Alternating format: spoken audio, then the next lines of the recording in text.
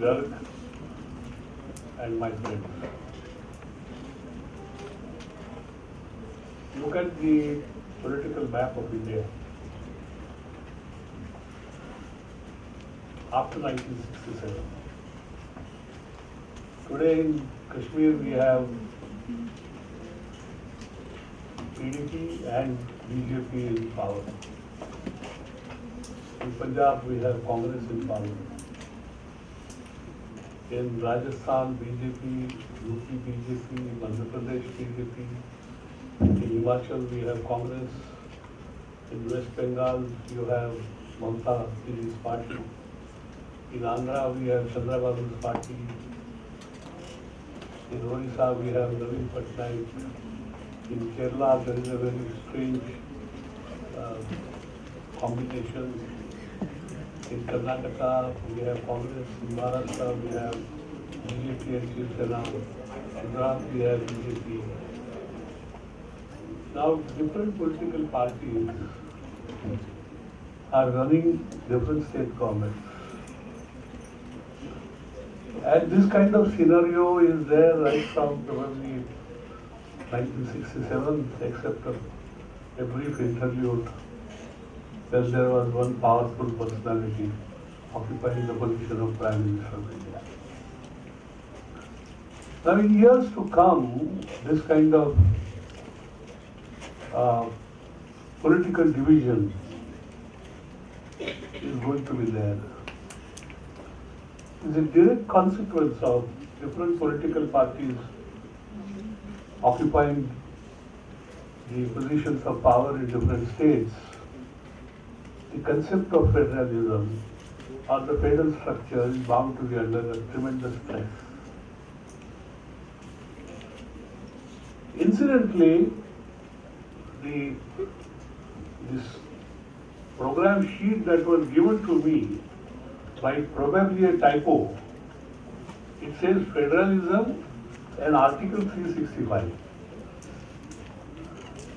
I believe probably the reference is to Article 356. But don't worry. Article 365 also has a role in this discussion.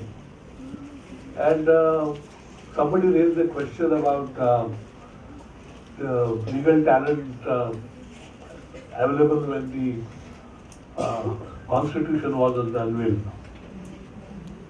But look at the legal fraternity that argued the cases in various high courts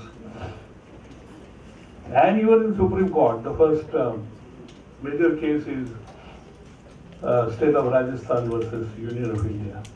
Nobody had pointed out Article 365. So much for my fraternity. Article 365 was first noticed in S.R. Bommai's case. Now, the first thing is, as I said, that the federalism and Article 356 is something that is going to be a matter of concern for us in years to come. See, every question of constitutional law is basically a question of political considerations.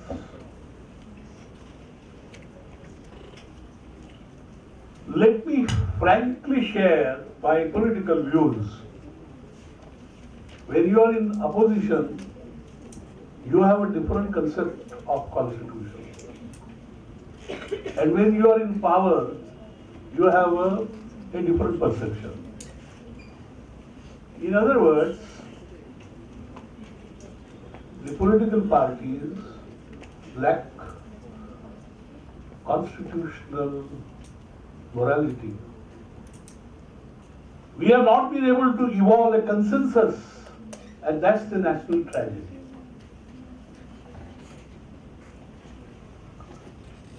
I take you back to the debates in the Constituent Assembly. Pandit Kunzuru, one of the finest brains that the Constituent Assembly had, raised a very interesting question. What is the connotation, precise connotation of the term that the government of the state cannot be carried on in accordance with the provisions of the Constitution? Look at the reply that Dr. Ambedkar gave. His reply is, I should say, is a little evasive. And I don't blame him for that. All that he said was that there would be different situations, circumstances, and it is not practicable to lay down the precise content of this article. Today the situation is not in any way different. As a student of constitutional law, I have no hesitation in saying that we have not been able to evolve any consensus on the precise connotation of the term that the affairs of the state government cannot be carried on in accordance with the Constitution of India. So this is our major failure. And on how many occasions this power under Article 356 has been exercised? I had one point of time counted. It was 90, but I am told now it has almost crossed a century. This is sad. And invariably you will find that the power has been exercised on account of political instability or on account of horse trading. The 1967 elections gave rise to a new expression in Indian politics, Ayaram Gayaram.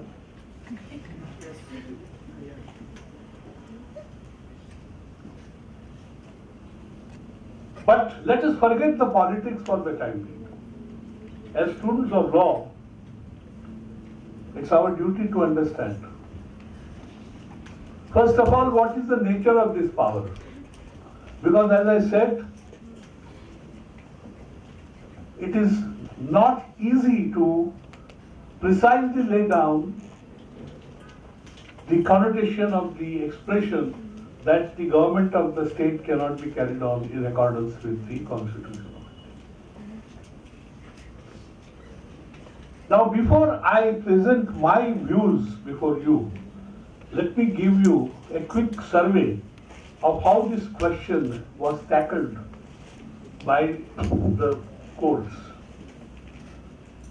The first judgment that at least I am aware of is Kerala High Court, 1965, where the AR 1965 Kerala, page 229, where the court took the view that no judicial review, hands off. Next is AR 1968 Punjab 441. It says, court cannot go into the validity of proclamation because precedent is not available to jurisdiction under Article 362, in view of Article 362. Secondly, it also held that the control or exercise of power under Article 356 is vested with Parliament, because the presidential proclamation can operate without the parliamentary approval only for 2 months. Thereafter, if it is to continue beyond that, it requires the approval of both Rajya Sabha and Lok Sabha. So there is an effective parliamentary control. So Punjab High Court says that the jurisdiction to control the exercise of power is with the Parliament, and therefore High Court under Article 226 has no jurisdiction to review it. The third reason given which is equally important, no power with the court to require disclosure of material forming the basis of precedent satisfaction. This is also a very ticklish issue that takes us to Article 74(2), etc., etc. This is how Punjab handles the matter. Then comes AR 1973 Calcutta, page 233, where the Calcutta High Court simply says this issue is non-justiciable. You cannot question the validity of the presidential proclamation. Then comes AR 1974 Andhra Pradesh, page 106. It's a remarkable judgment. It's judgment of Justice Chennappa Reddy, who subsequently came to Supreme Court. What was his view? A very important principle which subsequently came to be recognized by the apex court. Justice Chennappa Reddy said, firstly, that this is essentially a political question, and therefore we will not go into it. Second reason given by him is very important. Lordship says, no satisfactory criteria for judicial determination, which later on Supreme Court coined it as judicially manageable parameters. The same thing what the Chennappa said. Then Justice Reddy further says, any attempt to consider the validity of the proclamation under Article 256 would involve serious consequences for the body politic. And therefore, it is not prudent for the court to enter into that territory. We land ourselves in uncharted waters. This is how his lordship looked at it. Then comes the another Andhra judgment, where there is complete abdication of judicial function. They said we will not look into it at all. At threshold, we will dismiss the petition. Then came Orissa judgment in 74, AR 1974 Orissa page 52. The Orissa High Court says it is not justiciable. The first reason given by the Orissa High Court is that because the exercise of the power is based on such wide sources of information that it is not possible for this court to examine their relevance or examine their adequacy, examine their cogency. The second reason given by Orissa High Court is, which appears to me to be appropriate, it's a subjective satisfaction of the President. And President means on aid and advice of the Council of Ministers. Then comes another important principle which Orissa High Court laid down, and this is really the problem which we have not been able to solve. Orissa High Court says that under Article 74, Clause 2, what advice was given by the Council of Ministers to the President in discharge of his functions is something which cannot be inquired into by the courts, and therefore hands off.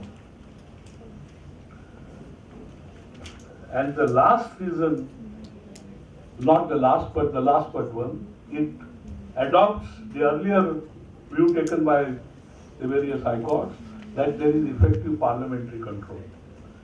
And since there is parliamentary control, we will not look into it. And the last, they said, Article 356 is a part of the emergency provisions in the Constitution. And therefore, no judicial review of exercise of emergency powers is permissible.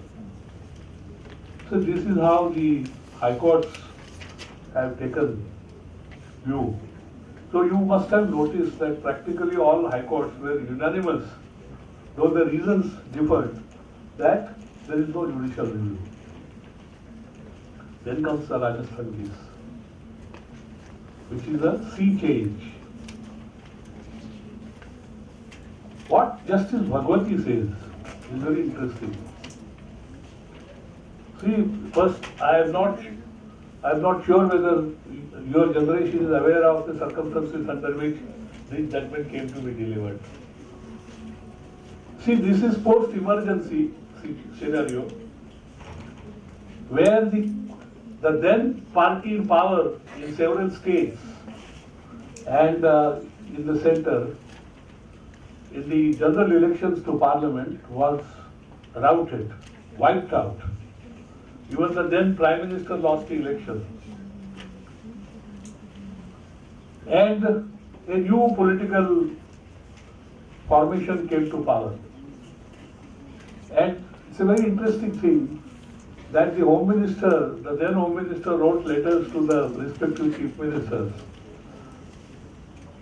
of several state governments that your party has been thoroughly routed, wiped out. People have lost confidence in you, and therefore you advise the governor to dissolve the assembly and go for fresh election. And there was a similar talk given by the law minister on the All India Radio. And this was the basis on which the petitions came to be filed. Matter ultimately came to the Supreme Court. And now look at the interesting reasoning given by the court. You see, let me be frank with you, I have certain reservations about our Supreme Court. They never say something which an average person with average intelligence like me can understand. I have endeavored to understand the Supreme Court in last 40 years, and I must confess that I have not been successful. Maybe that my powers of comprehension are deficient. But the point is, what did Justice Bhagwati say? He did say that a judicial review lies. Very well.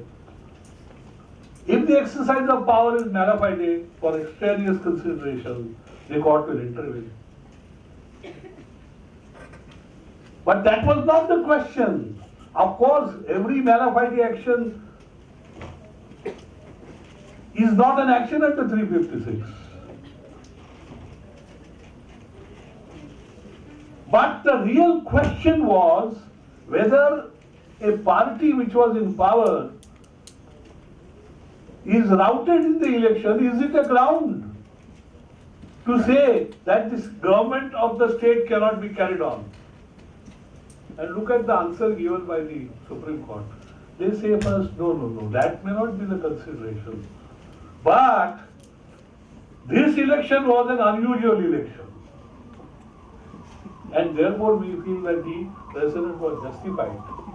Now, I have not been able to understand. You please read the judgment.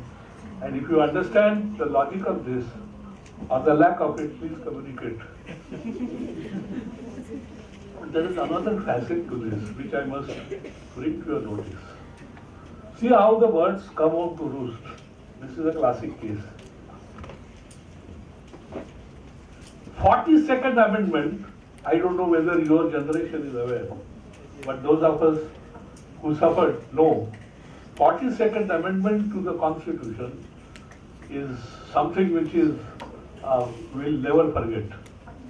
It was introduced in the emergency days when we had no right even to speak. And what was that amendment?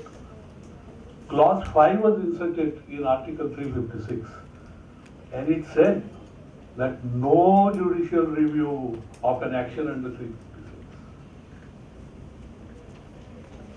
And when the Rajasthan judgment was delivered,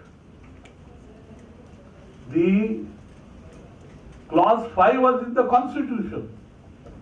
And therefore, all that, in my view, Supreme Court should have done was that, in view of 356(5), Our jurisdiction is very limited, but they gave us a new philosophy that yes, any defeat in the election is no ground, but a defeat of this nature is a ground. This is something, a new philosophy.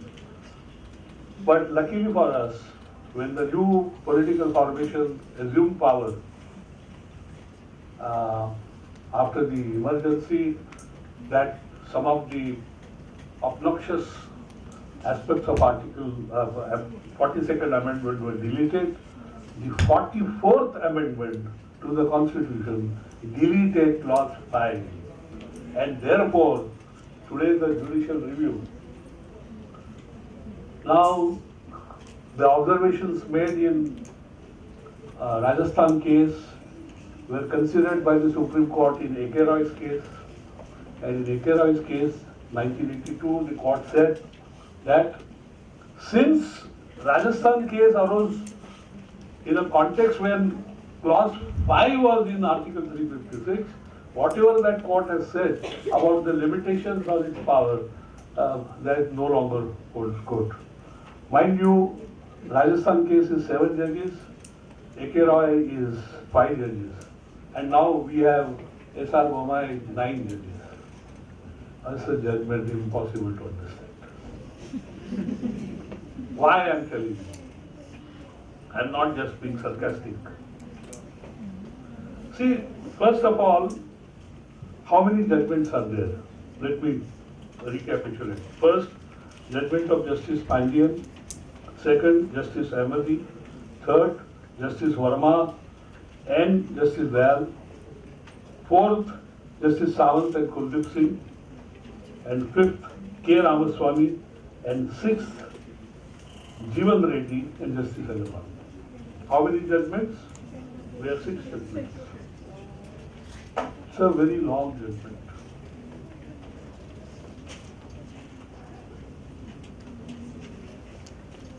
Yes.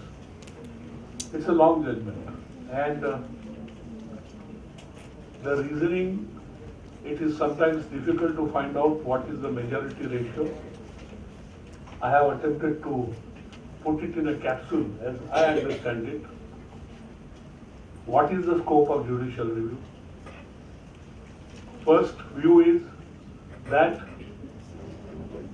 the scope of judicial review is on the same footing as you have it in any administrative action. The other view in the judgment is no, the judicial review can't be on the same parameter. This is one fundamental difference. Next, very important fact that whether the truth or the correctness of the material on the basis of which the action is taken can it be inquired into. One view is no. The other view is that it can be. Now, if you see on several aspects, it is very difficult to find out the ratio in this case.